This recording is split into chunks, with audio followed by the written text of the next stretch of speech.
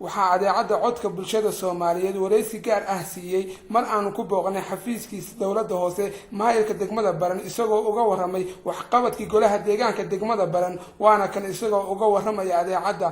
Bismillahirrahmanirrahim. Alhamdulillahi rabbil alamin wassalatu wassalamu ala rasulillah sallallahu alaihi wasallam. marka koowaad Ilaahay baa mahadle isuu keenay kulankan.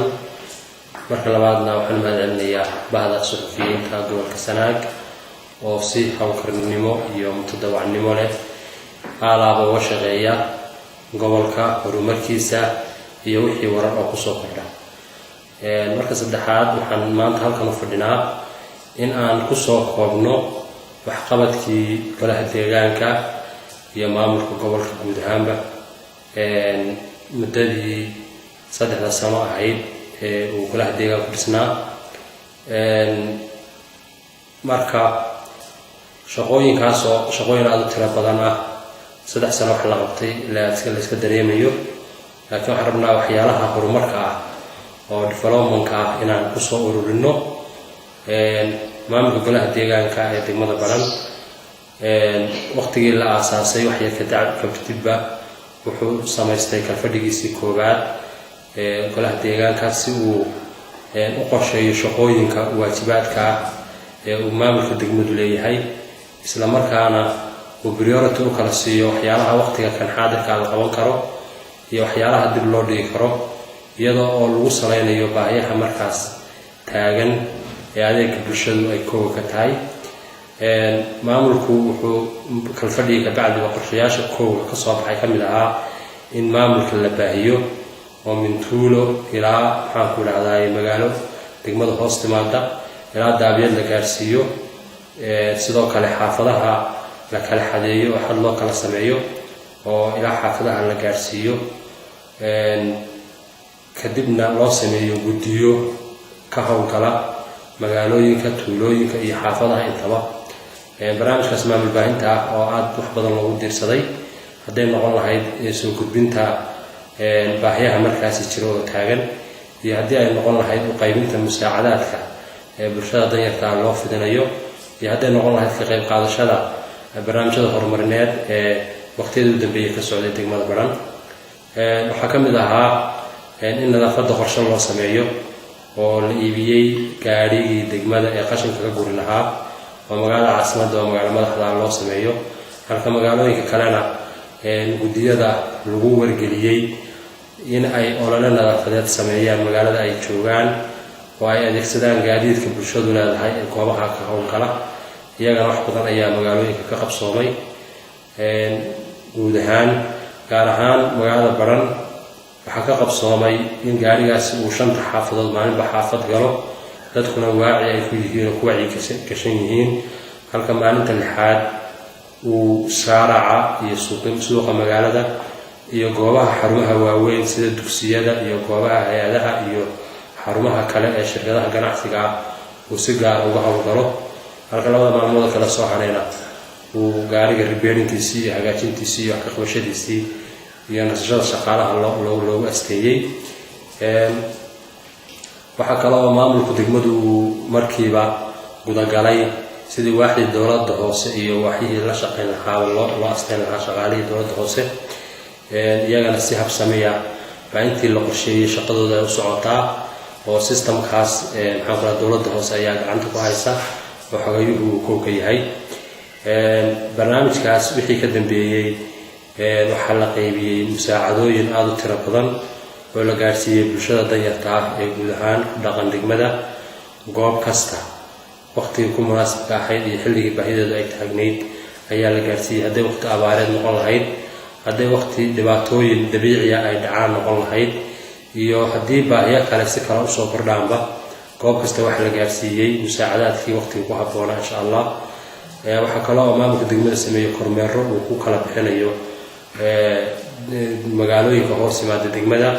si mar walba guddiyada iyo bulshada loo soo wacyigeliyo si wada socodku uu si fiican loogu wada socdo. xeerar iyo maxaan ku dhahday qawaaniin shaqooyinka wada qeexaya waa loo soo sameeyo guddiyada si iyaga iyo bulshada ay xad u kala helaan iyo qaab ku wada shaqeeyaan, iyaga iyo maamulka degmaduna ay qaab iyo maxaan ku dhahday nidaam ku wada shaqeeyaan ay u helaan. intaas ka bacdi sanadkii 2013 waxaanu astaynay inuu noqdo insha Allah sanad horumarineed ilaahayna carabkaygu noo qaaday oo sanad horumarineed ayuu noqday waxaan fuliyay ilaa dhowr iyo 10 mashruuc oo ah mashaariicda horumarinta maxaan ku rahday degmada waxyaalaha ugu horeeyay waxa ahayd oo kamid ahaa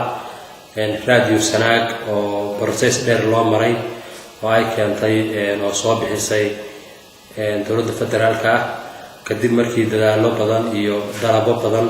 laga sameeyay gudaha degmada oo maamulka degmadu uu barnaamijkaas process gareeyay iyadana fariilaha alxamdulillah uu guuleystay waxaan mahadcelinaynaa dhalinyaradii ka soo shaqeysay barnaamijkaas in la keeno iyo dhalinyarada kale ee mutadawiciinta ay hadda ku hawlan socodsiinteeda inay noqoto idaacad shaqeysa way shaqeysaa si fiican baan bulshada ugu diirsadeen waxaan ku raadayay wixii local ahna si fiican bay u fulisaa waxyaalaha kale oo barnaamijyada horumarineed kamid ah waxa kamid ah guriga wasaaradda haweenka oo la dhisay oo hay'adda adeeso iyo bulshada degmadu ay iska kaashadeen guriga wasaaradda waxbarashada oo wasaaradda waxbarashada ay dhistay hadda ismiisi gacanta lagu hayo 2 MCH oo degmada lagu soo kordhiyay iyadoo oo welina u baahan goobo kale oo MCH ama health in loo sameeyo iyo magaalooyinka kale oo maxaan ku raadayay midna uu ku dhacay xaafadda Keeldora magaalada Baran midna magaalada Betigale waan hore MCH u lahayn sidoo kale waxa la sameeyay guryaha maamulada magaalooyinku in ay ku shiraan sida magaalada Hadaaftimo oo kale magaalooyin badan 4 goobood baa laga dhisay oo guryaha maamulka ama gudiyadu ay ku shiraan ummadda ugu arrimiyaan ah suuqyada dadku ka adeegtaan ilaa 4 suuq baa la dhisay oo maxaan ku meel kala gedisan laga dhisay mid Barana mid Hadaaftimo ah mid Xeelbu ah iyo mid meesha la yiraahdo Buraan ah iyo goobo kale dugsiyada waxbarashada oo aasaasiga ah waxa laga dhisay goobo aad iyo aad u tiro badan oo maxaan ku raadayay noqon lahayd mid bulshada iyo safety daraska ka kaashatay iyo mid bulshada iyo ay iska kaashadeen hay'adda DRC sidoo kale waxa la dhisay garoonkii weynaa kubadda cagta oo gobolka Sanaag iyadoo aan dawladda dhexana garoon u sameyn maamuladii kale ee soo maray wadankana aanay garoon u sameyn marka garoonkii weynaana waa lagu guuleystay inkastoo weli uu dhiman yahay oo tarabuunkii iyo maxaan ku dhahay qolalkii nasashada ama sportu ku labisanayeen musqalihi ay ka dhiman yihiin laakiin xayndaabkii iyo wareegii garoonka waa la dhisay iyadana intaas waxaan rajaynaynaa in waqtiyada ugu dhaqsaha badan lagu soo kordhiyo lagu dhameystiro waxa kale oo la dhisay garoonkii weynaa diyaaradaha oo isna waqti ka hor ay ugu dambeysay in ay diyaarada soo fariistaan markii horena isku tashi bulshadu ay ku dhisatay oo rag ganacsadayaal iyo rag khubaro ah oo injineer ay dhiseen muddana aan la isticmaalin baa dib loo repair gareeyay si fiican buu u dhisay yahay walow isaga laftigiisu guryihii iyo qolalkii dadku nasan lahaayeen iyo musqulihii ay u dhiman yihiin iyo in si lagu soo wareejiyo laakiin uu dhisan yahay diyaaradii ugu horreeyay tijaabada xarun soo fariisteen iminkana wuxuu diyaar u yahay in laga faa'iideysto waxa kale oo la sameeyay meelaha biyo la'aanta ah ee tuulooyinka iyo magaalooyinka ku hareeraysan waxa laga sameeyay warabiyoodyo ama xarooyin waaweyn oo tiro badan dhowr magaalo iyo dhowr meelood oo munaasab ku ah baana laga sameeyay sidoo kale boqolo badan oo maxaan ku raadayay go'ayay ama biyuhu ay maxaan ku wiiqayeen oo waxyeelayeen iyana biyo xidhna lagu sameeyay walow meelo badan weli ay harsan yihiin oo aan dhamaystirnayn waxa kale oo iyana la sameeyay wadooyin la dayactiray oo iyana dhowr wadooyin ah walow ay harsan tahay wadadii weyneyd ee isku xidhaysay Baran iyo maxaan ku raadayay Eldofaar oo kale ama gobolka Sanaag ilaa maxaan ku raadayay meeshii ku munaasab ah la gaarsiin doono iyadana waxaan rajaynaynaa sanadka 2014 in bulshadu u kici doonto oo lagu tuntuusan doono sidii wadadaas loo sameyn lahaa dal iyo dibadba waxyaalahaas iyo waxyaalaha kale oo aad u tiro badan baa la sameeyay oo guud ahaan horumarka degmada ee 2013 2013 dhacay oo laga soo bilaabo min January ilaa iyo December hadda aynu ku jirno. waxaan rajaynaynaa 2014 inuu waa cusub iyo waqti cusub insha Allah billahi kariim uu la kowsan doono. waxaa iyana jira 2 goobood oo amniga ah oo qabyo ah oo saldhiggii booliska oo qabyo ah iyo jeelkii xabsigii oo isna qabyo ah. 2 gooboodna waa 2 meelood oo qabyo ah. iyadana waxaan rajayn doonaa sanadka 2014 inay dhammaystirmi doonto. waxyaalaha qorshaysan sanadka 2014 in xoogga la saaro kow wax ka amniga iyo wixii kale oo horumar ah oo markaas bulshadu u baahan tahay sida wadada isku xidha goobaha soo sheegnay. waxaan rajaynaynaa in uu sanadkaasina si guul ah noogu dhammaado. intaas ayaan kusoo koobaya. wabillahi tawfiiq. wassalaamu calaykum waraxmatullaahi wabarakaatu.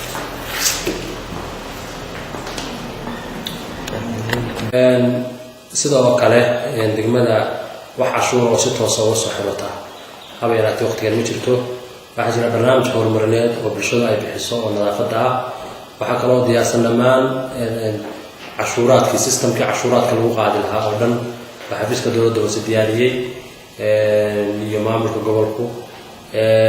laakiin ma ay socon oo cashuuraadkii sidii la rabay ma socon. madaxyada dhaqaaqi waa jiraan sida dhulka oo kale maxaan ku radaa saylada xoolaha maxaan ku radaa iyo waxyaalo la mid ah. marka laakiin sidii la rabay uma shaqeeyaan uma socdaan. cashuurtana waqtigan 20 sano iyo dheeraad dalku uu burburka ahaa dadku waxay haysan cashuurta in xoog iyo qori caarada la iskaga qaado. marka annaguna qorshahan noogu jirto in xoog iyo qori caarada la iskaga qaado in dadku ay gaadhaan wacyi ah in ay iska bixiyaan oo qofku uu garto waxa waajib loogu leeyahay marka loo adeego oo wax loo qabto oo loo shaqeeyo. dhanka kale kulley boolis tayada oo tira fiican leena gobolka ma joogaan. baahiyo badan oo boolisku sheeganayaan waa jiraan. laakiin dhammaan ciidamada amniga wada shaqayn baan leenahay. hadday noqon lahayd daraawiishta oo iyo hadday noqon lahayd booliska oo tiradiisu aad u yartahay intaba waa wada shaqaynaa. marka waxaan rajaynaynaa sanadka 2014 in barnaamijku tashiya oo ciidamo gaar ah cashuuraadka iyo maxaan ku radaa dabagalkiisa iyo qofka khariban la xisaabtankiisa in 2014 aan samayn doono oo ciidamada noor jooga qaybo ka mid ah aanu dhinaca u adeegsan doono haddii aan leedmo. marka 2014 waxaan rajaynaynaa in barnaamijka amniga oo base u ah cashuuraadka iyo maxaan ku radaa soo saarka iyo dakhli dhalinta in ay noo shaqayn doonaan. laakiin iminka waxaa jira barnaamij isku tashiya oo systemka nadaafadda barnaamij ku qorshaysan oo gurmad uu wax bixiyo. barnaamijka nadaafaddan sheegayno hadda qorshihiisu halkaa marayana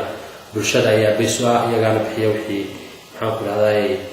uu barnaamijkaas ku soconayo oo ku dhaqdhaqaaqayo shaqaalaha iyo shidaalada iyo maxaan ku rahdaa wixii kaloo la halmaala oo barnaamijkaas ku socdo bulshada bixisa. marka intaas weeye. sidoo kale wuxuu nooga warbixiyay barnaamijka nadaafadda iyo meesha uu marayo. barnaamijka nadaafadda oo kale waxaa jira in magaalada shaaraca weliba inta suuqyada ah la dhigay dhaskabiino loogu talagalay in qashinka lagu rido. ay ku qoran tahay fadlan halka ku rido dhalooyinka sharaabka laga cabo caagadaha biyaha laga cabo iyo waxyaalaha yaryar oo maaragtay dadku faraha ay ku qaataan oo daily use-ka ee suuqyada lagu isticmaalo in lagu guro oo lagu rido. sidoo kale barnaamijka nadaafadda waxaa noo qorshaysan wasaqda dareeraha ah sidii magaalada looga saari lahaa. waxaanu iibinay gaariga weyn oo qashinku jiidayo oo maxaan ku rahdaa gaarigu jiidayo. marka waxaa dhiman in haantii la saaro in la saaro kabacdina marka gaariga qashinku soo istaago oo meel qashinka ka saarayo dareerina uu yaallo in haanta dambe oo gaarigu jiidayana dareerihii lagu shubo oo markaa dareerihii aan shaaracyada iyo suuqyada waaweyn ee magaalada aan lagu dhex taadin. qashinkii dareeraha ahaa iyo kii qalalaayo engegnaa labadaba bannaanka loo saaro oo halkaas markaa magaalada nadiifku noqoto. marka iyadana waa barnaamijka nadaafadda wixii ka qorshaysan. bismillahi rahmaani rahiim. weli waxaan ku dhex jirnaa barnaamijkii nadaafadda iyo wadadii dheerayd ee uu qashinka magaalada sida looga soo saaraa uu marayay. marka gaarigu uu xaafadaha ka soo ururiyo maalmo xaafadda uu leeyahay uu soo ibatiro oo uu soo qaado xamuulka ilaa dhowr lood 4 lood 5 lood ba xaafadda laga soo qaadaa waxa uu keenaa goobtan oo ah goob magaalada u jirta ilaa iyo 4 kilomitir meelaha markii hore waxaan jirtay boqol dabiici ah oo xagga hoose maxaan ku dhahdaa daacada bay ka xigtaa magaalada baran bay ka dhacdaa goobtani annagoo u danaynayna waxaan ku dhahdaa qashinka iyo qiiqa iyo magaalada dib ugu noqon meelaha biyo soo mareenka ana ka hooseyso xagga hoose ka xigta si aan daadadka waqtiyada yimaadaan aanay magaalada dib ugu soo celin goobtan baa loo asteeyay ka bacdina halkan la dhigaa godkii markii hore la bartilmaameedsaday ee la rabay in qashinka lagu gubo oo la geeyo wuu buuxsamay iminka waxay yaalaan xareerihiisii baa qashinkii yaallaa oo buux dhaafiyey lowr kasta marka la keeno dab baa la saaraa waa la gubaa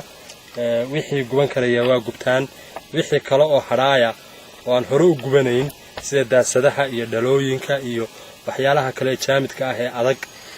way hadhaan inta badan iyagana insha Allah waxay u baahan yihiin in xal loo sameeyo xal loo raadiyo waxaan rajaynaynaa waqtiyada soo socda aanu waliba aad u rajaynaynaa inaanu ka helno cid gacan cagaf nagu saacida oo qashinkan oo dhan bohosha loogu talagalay ku ururiya sida oo kale in meel labaad loo asteeyo oo xoogay tan ka sii durugsan maadaama magaaladu ay si xawli ah u fidayso oo u korayso ka bacdina meel munaasaba oo tan ka sii wanaagsan oo ka durugsan la helo maxaan ku leeyahay god weyn loo qodo oo xayndaab iyo deyrna loo soo sameeyo kadibna halka qashinka la dhigo ciidda godka laga saaray hadhow markii meeshu buuxsanto oo qashinka la soo celiyo dib loogu awdo oo dhulkiisa caadiga ahaa lagu soo celiyo sidaasna haddii aan leedmo meel kale loogu guuro marka barnaamijkan si degdeg ah markii loo sameeyay cid gacan naga siisana weli ma aanan helin laakiin waxaan rajaynaynaa waqtigan in la heli doono maadaama dhibtii ay yar fidayso oo qashinkii uu badanayo oo intaasoo hablowd ay yaalaan godkiina uu ka durkay in cagaf barhota godka ku soo celisa wixii maxaan ku dhahdaayay ka awood batana qorshe loo sameeyo ama lagaba guro oo sidaas dhulkii uu ku noqdo dhul nadiif ah oo fiican oo sidiisii hore ku soo noqda meeshana laga guuro oo meel kale looga guuro marka barnaamijkii qashinku halkaas ku soo beelaa oo ku soo dhamaadaa oo gabagabadiisa ay taaganay halka weeye iyaduna baahiyaha soo baahan tahay sidoo kale xagga bilicda iyo dhareynta magaalada iyadana barnaamij baan diyaarinay ciidaan la kaashan waxaan iyo weli tamartimaan sugaynaa waxaan isleenahay insha Allah billahi kariim in magaalada la dhireeyo in la gaaro oo ay ku tartamaan xaafaduhu dhireynta iyo bilicda iyo quruxda magaalada oo reer walba iyo qoys walba ay ku tartamaan sidii ay u sameyn lahaayeen gurigooda ay laba geed ugu yaraan ay ugu beeri lahaayeen marka iyadana insha Allah qorshe weeye waxaan rabnaa xitaa booyadii inaan iibino oo maxaan ku dhahdaa kaliya qorsheysnayd oo ku qorsheysnayd in dhirta magaalada kaliya waraabiso aanay meel kale aanay ka shaqeyn sida gaariga kala qashinka uu gaar u yahay booyadii dhirta kaliya waraabin lahayd iyadana qorshaha inoogu jirta waxaan isleeyahay waxyaalaha sanadka 2014 aan rajaynayo inaan qabsoomaan bay ka mid tahay shaqooyinka dowladda hoose ee mandate-ka u leedahay waa badan yihiin laakiin mar walbaba inta basic-ka oo wax ku oolka ah baan ka qabanaa caqabadaha jira waxaa ka mid ah gaariga nadaafadda magaalada ka shaqeeya inaan ku fillayn magaalada keliya inaan ku fillayn in kaambayno mararka qaybtood loo baahdo magaalooyinka kale inuu kasoo sameeyo oo magaalooyin waaweyn ah marka rajaynaynaa iyagana sanadka 2014 wixii tamar ah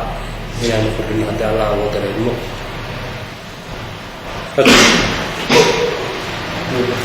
ugu dambeyntii ayuu wuxuu u mahad ceshay maayarku xildhibaanada golaha deegaanka oo si hagar la'aan ah ula shaqeeyay bulshadooda ugu adeegay waxaan aad iyo aad ugu mahadnaqayaa oo aan halka rabaa inaan ka xuso xubnaha golaha deegaanka dhammaantood oo ah dad xul ah wixii bulshadu ka maraynaysayna waajibkoodii ka soo baxay shaqooyin badan oo wax ku oolan ummadda u qabtay la'aantoodna halkaa aanan soo gaadhneen haddaanan helin wada shaqayntooda iyo gacansiintooda iyo qof walba wax looga baahan yahay inuu fuliyo oo shaqadiisa ka soo baxo aad iyo aad baan ugu mahadcelinayaa sidoo kale waxaan mahadcelinayaa guddoomiyaha gobolka oo ah nin dhalinyaro ah oo firfircoon wax badan nala shaqeeyay oo nala qabtay haddaan isku tiirsanaantaas maamul gobol iyo maamul degmo aanu jirin iyo wada shaqaynta golaha deegaanka iyo xafiiska dowladda hoose waxaana shaqooyin aan sheegayno iyo kuwa noo qorshaysanba nooma fuleen tiim fiican oo wax ku oolaabaa shaqeeya oo mutadawiciin ah oo dalkooda u kacay oo raba inay maxaan ku rahdaa wixii qaban karaan qabtaan ummadna dhallinyaradeeda bedesha dhammaan kuwa saxaafadda gacanta ugu haya iyo kuwa maamulka gacanta ugu haya iyo kuwa maxaan ku rahdaa barnaamijyada kale arrimaha bulshada gacanta ku haya dhammaan waa wada dhalinyaro waxaan rajaynaynaa inta kale oo fiilka shaqada ku jirin inay soo galaan oo dhammaan gacmaha la iswada qabsado maxaan ku rahdaa lana gaadho shuudkii laynaga dheereeyey oo maxaan ku rahdaa gobollada kale ay naga hormareenna la gaadho oo maxaan ku rahdaa la higsado in heerkaa la gaadho aad iyo aad baan ugu mahadcelinayaa dhammaan bulshada qaybaheeda kala gedisan inta shaqooyinka gacanta ku haysa hadday ahaan lahayd institutionada waxbarashada iyo kuwa ganacsiga iyo kuwa maxaan ku rahdaa hay-adaha iyo maxaan ku rahdaa dhalinyarada kale ee gacanta ku haysa waxaa mashaariic aan sheegayno dhammaan bulshada ka qayb qaadatay iyagaan halkaas soo gaarsiiyey waxaa noo dhimana iyagunbaa marjac noo ah aan kula noqonaynaa inta badan dowladda aada umaanaan tiirsanin oo wax badan oo wax ku oola oo aan hadda ku faanonaano waxaasaa dowladda ka yimi ma jirto waxaanaan ka hadlayna oo dhan dhammaanteed intii tira la egtay bulshada qabsatay bulshadu iyada dowlad ah haddii cid si fiican ugu arriminayso oo u talinayso oo ku urinaysa la helana wax badan bay qabsan karaan waxaan naga dhiman waxaan rajaynayaa inaan qabsan doono waxaan mar labaad u mahadcelinayaa bahda suxufiyiinta gobolka maxaan ku oo barnaamijyada horumarka mar walba isu xilsaara oo gacan weyn ka geystay waxaana rajayn karo baraaruga horumarineed haddaanay sidan fiican oo wax ku oolka ah oo dhanka wanaagsan loo adeegsanayo aanay gacanta ugu hayn war oo isqaqabsi iyo kala aragduwanaansho iyo dhibo badan baa kasoo bixi lahaa iyaga laftigoodu waa seeftii labada af lahayd afkii wanaagsanayd bay uga faa'iidaysteen baan leenahay waan ugu hambalyeynanaa shaqada hayaan wabillahi tawfiiq assalaamu calaykum waraxmatullahi cabdilaahi Somali Public Radio magaalada Baran ee xarunta gobolka Sanaag.